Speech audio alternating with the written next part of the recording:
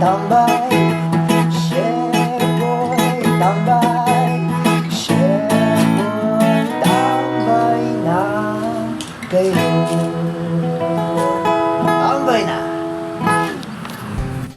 Hey yo! What's up mga katambay? Magandang araw na naman po sa inyong lahat. Ngayon pong araw ay magluluto tayo ng adobong pusit mga katambay. Kung kayo ay nahihirapan ng mag-isip sa araw-araw na lulutuin, ano pa ang iniintay nyo? Panoorin nyo ang ating gagawin ngayong araw mga katambay. Siyempre, adobong pusit po ang ating lulutuin ngayong araw. Pagkatapos pong malinis ng ating pusit, hiwain na po kagad natin ang ating bawang at sibuyas mga katambay. Sa adobo pong ito ay lalagyan din natin ng luya at kamatis mga katambay. Ang kamatis po ay siyang magbibigay ng konting asim at tamis sa ating adobong pusit mga katambay. At pagkatapos pong mahiwa ng maliliit ng ating kamatis, hindi mawawala ang ating 2 pirasong siling pansigang mga katambay. At lalo pa nating pasarapin, lagyan pa po natin ng puso ng saging mga katambay.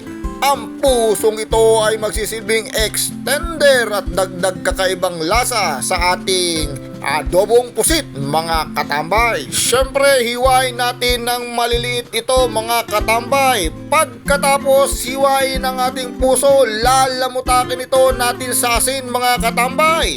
Ito ay isang sikreto para mawala ang pakla at pait ng ating puso ng saging. Pagkatapos lamutakin sa asin, siyempre hugasan natin ng maigi mga katambay. Pagkatapos painitin na ang kawali, lagyan na kagad ng mantika. Simulan ng gisahin ng ating luya mga katambay. Una nating ilalagay ang luya. Pagkatapos mamula-mula ng luya, isusunod natin ang bawang. Siyempre, pagkatapos niyan, isusunod natin ang ating sibuyas. Huwag niyong kakalimutang ilakas ng konti ang apoy para magandang pakinggan ang sagitsitan ng ating ginigisa mga katambay. Isunod niyo na rin po kagad ang kamatis. Halu-haluin po natin, gisahin natin ng todo mga katambay para ito ay maluto ng gusto. Pagkatapos maluto ng mga yan, isusunod natin ang ating pusit mga katambay. At syempre, nilagay na po ang ating pusit mga katambay. Mabilis lang pong maluto ang ating gagawing adobong pusit na ito mga katambay.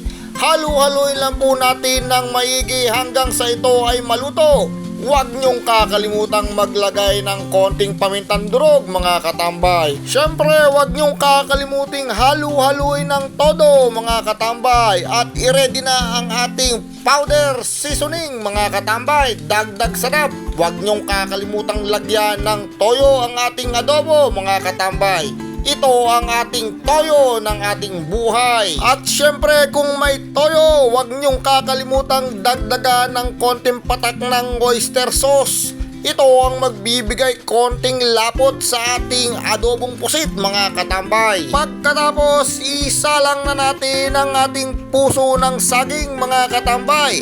Halu-haluin lang natin ng konti, maya-maya dagdagan ng 1 basong tubig. Maya-maya lang ay lagyan na natin ng konting suka mga katambay. Hayaan natin kumulo ng ilang sandali. Pagkatapos niyan, huwag niyong kakalimutang budburan sa ibabaw ng siling panigang mga katambay.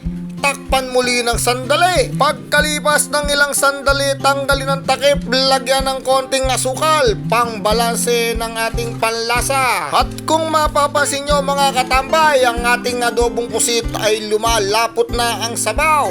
Pagkalipas ng ilang minuto, tingnan nyo naman, pagkaganda-ganda, pagkasarap-sarap. Wala na kayong hahanapin pang iba, kumukulo-kulo pa. Kuhanin na ang mangkok. Abay, ano pa ang iniintay nyo? Sandukin na ang ating adobong pusit mga katambay. Sinisigurado kong mapaparami na naman ang kain nyo nito mga katambay. 1 mangkok, 1 katutak na kanin ang katapat.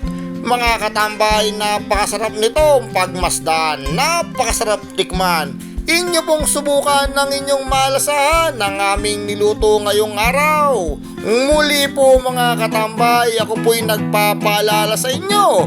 Kung inyo pong nagustuhan ng aming niluto, huwag nyo pong kakalimutang mag-follow, mag-share, mag-like at mag-comment sa aming Facebook page. Ang inyong nakatambay na chef,